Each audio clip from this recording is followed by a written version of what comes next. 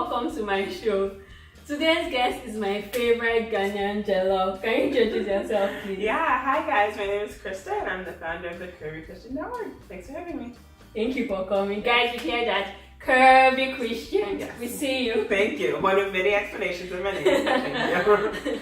So it's February, the month of love, and the stores are not even being subtle about it. Like wherever you go, there are just gifts everywhere. And if you are single, you're probably thinking, man, last, I won't get any of these gifts, sha. Or you see this really cute, lovey-dovey gift that you just want to buy and you wish you had someone to give it to. I feel your pain, I feel your struggle. Funny story, someone once told me she does not like January because when it's January, then it's almost February, and then it's Valentine and she's always single. Well, she's married now and I'm sure she will totally deny it. Yeah, I'm sure she will. But hey, on the bright side, us single people get great discounts after February 14th on chocolate and teddy bears. So I think it's worth it. Mm-hmm. Yeah. I mean, good point. Cheap Yeah. chocolate, I can't complain. So worth it. So recently on Instagram, I saw a post, get rid of destination mentality. The idea that happiness is in the next place. Until you get rid of that idea, happiness will never be where you are. I mean, it makes sense. Every chapter of our life is a gift. Yes, even your single season is a beautiful time. But many of us miss out on this chapter because we spend it pining over the next chapter.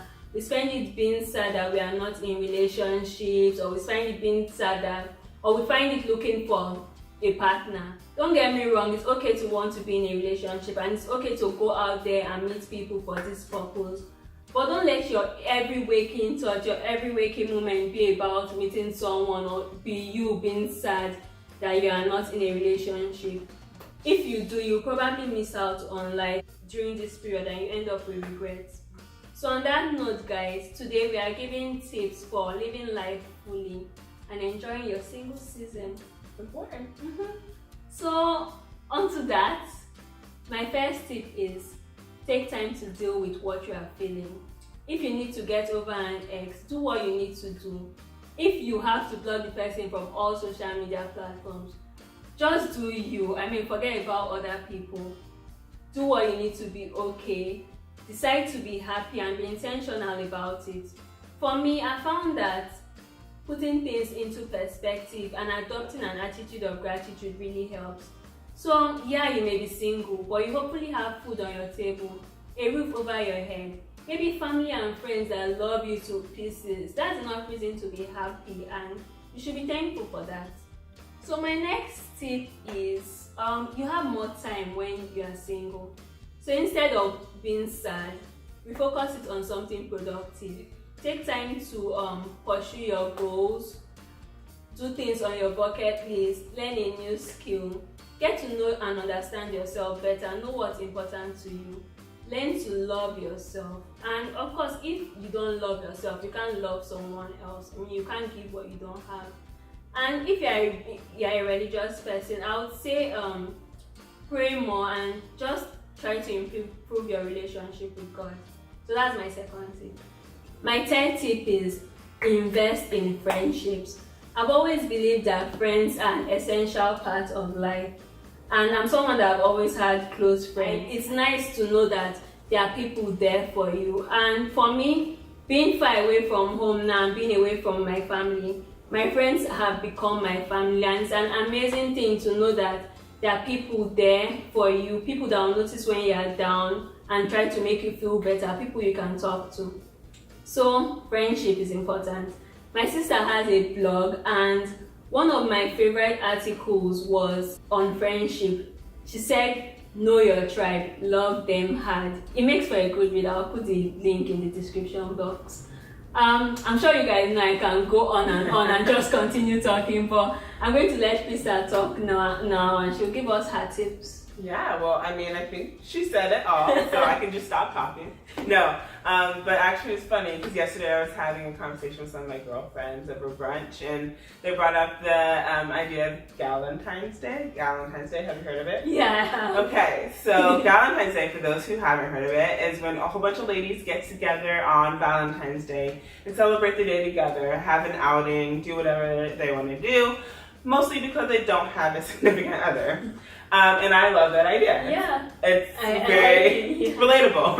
And I love it, but when they brought it up, because it's so relatable, I was cracking up laughing, because I'm like, some call it Valentine's Day, I call it my everyday reality. Aww. And, well, it's true.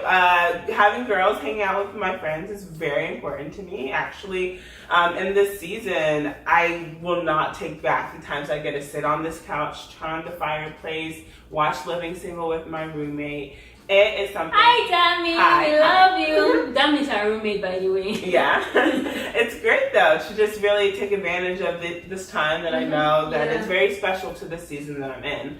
And just investing in relationships in that way, like you mentioned, and with girls and guys, right? You want to have friends of all kinds. It's important. It makes things less awkward. But yeah, so even though I'm being funny, that's something that I really take importantly, and I think is really important in this season for me. Another thing is just to invest in myself. Invest in yourself if you're in the single season. And that can look like a lot of different things. You can journal, you can do some really deep self-evaluation. You can invest in some passions and some goals that you really want to pursue. Do all of the things. Do them now. Yeah. And don't let it stop if you ever do get in a relationship, because they're part of you. Yeah. Your whole self, your complete self. And you bring that to the table no matter what you become a part of, whether that's a relationship or not. Which brings me to my second point, is don't let a relationship, or lack thereof, define you. You are your whole self, and you are important just as you are. You don't need anything else to complete you, and I think that's really hard for a lot of us to grasp, especially in this day and age. So we turn on the TV and we see what Hollywood has to offer, and they tell us that we need this happily ever after now by the time you're 25, and then kids and white picket fence and the whole 9 yards. And that's not necessarily everyone's story, and that's okay. And I think it's good to tell yourself that. Or Pinterest, social media. You can plan out a whole wedding before you even have a boyfriend or a significant other. And that's not healthy either. Yeah. So I think it's really important to not let those things define you, that you find your identity and your worth and who you are. And nothing else can define that for you, or no other situation can change that. So I think that's really important. But if a relationship is something that you're looking for, then I have a quote from one of my favorite authors. His name is DeVon Franklin, and he co-wrote a book called The Wait with his wife, Meagan, who's an actor. Some of you guys might have heard of her, actress.